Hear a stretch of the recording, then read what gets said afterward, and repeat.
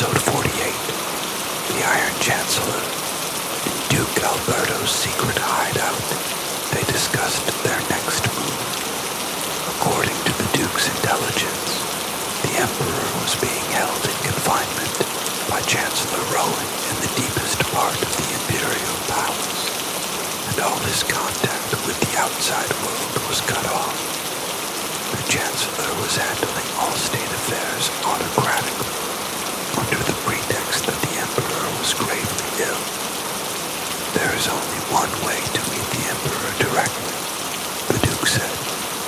A secret passage known only to the royal family, which leads to the Emperor's bedchamber. However, its entrance is hidden inside the Chancellor's own office. In other words, to meet the Emperor, we must first get through the most heavily guarded office in the Empire. It was a near impossible mission.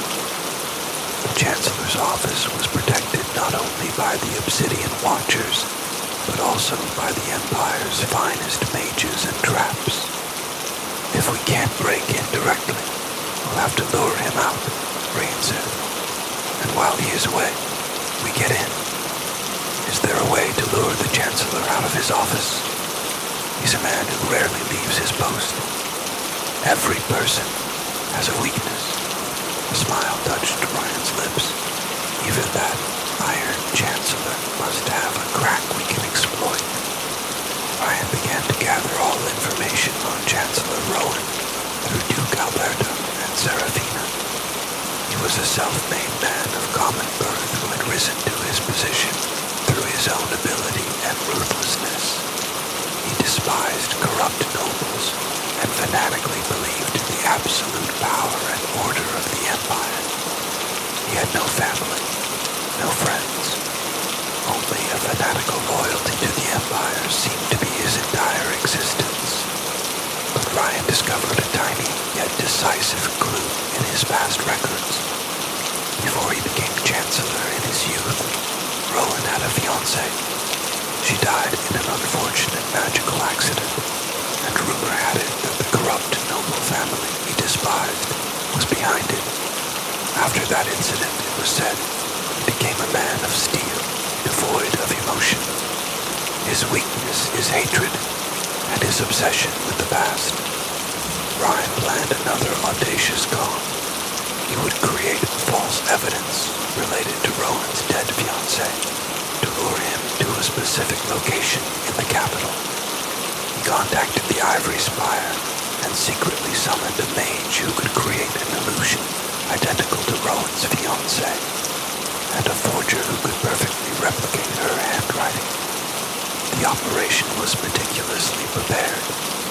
They sent him a letter to lure him to an old chapel near Starlight Lake, a place of memories known only to Rowan and his fiancée.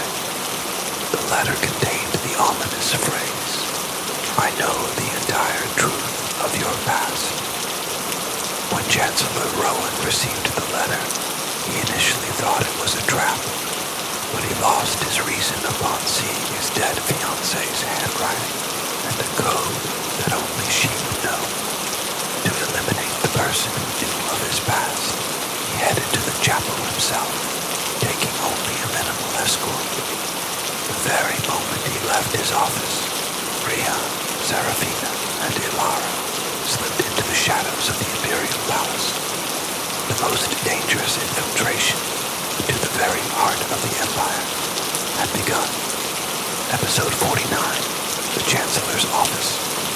Chancellor Rowan's office was cold and orderly, just like his personality. There wasn't a speck of dust on the massive ebony desk, and on the walls hung huge battle maps, symbolizing the Empire's glory and portraits of past emperors. Everything in the room was in its proper place in perfect order, but this very orderliness exuded a suffocating, oppressive atmosphere. We don't have time. We have to find the secret passage before the Chancellor realizes it's a trap and returns, Serafina whispered, scanning the room. Lara kept watch by the window, while Ryan approached approached the Chancellor's desk. He wanted to do more than just find the passage. He wanted to find a clue in this room that proved the connection between Rowan and Valerius. His swindler's instincts whispered that the most important secrets are often hidden in the most obvious places. He quickly skimmed the documents on the desk. Most were reports on Imperial troop deployment or tax collection. But beneath the pile of documents, he found a small, locked ebony box. "This is it. Can you open it? Leave it to the expert." Ryan took a set of thin wires from his belt. While he focused on the lock, Serafina began to examine the bookshelves in the room.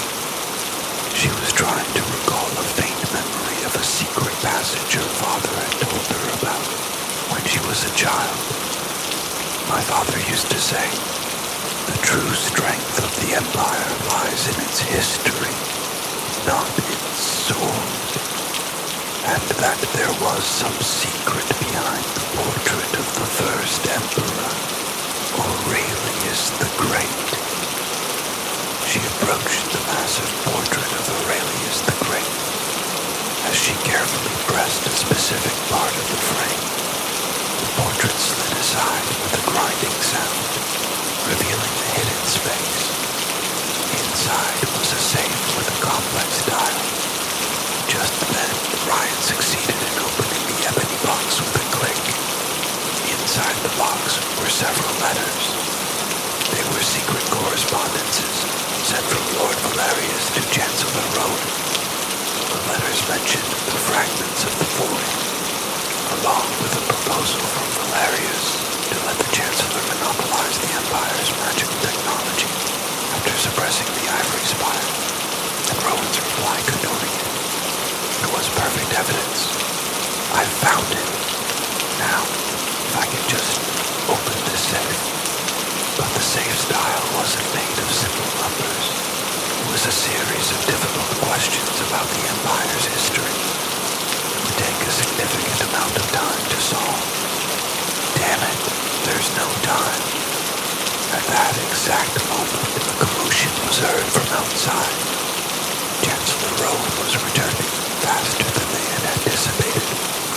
The trap at the chapel had been discovered. "The Chancellor's coming."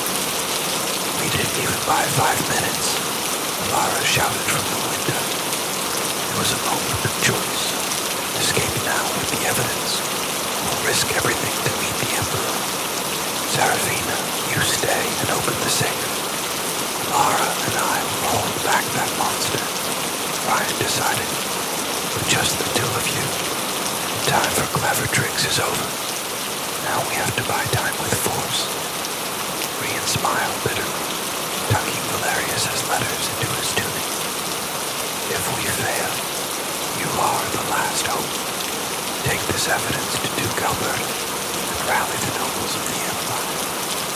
Ryan and Alara stepped outside the door. At the end of the corridor, Chancellor Rowan, his eyes blazing with fury, and his obsidian watchers were approaching. "You vermin! How dare you mock me and creep into the Imperial Palace?" The Chancellor's voice was as cold as steel. In his hand was a sharp longsword made of black steel. "It's been a long time, Chancellor. I send my father's regards," Serafina shouted from inside the office. At her words, Rowan's eyes faltered. He glanced inside the office and quickly grasped the situation. "Kill them all. The princess. Take her alive." Ryan and Alara looked at each other. Behind them, Serafina was desperately trying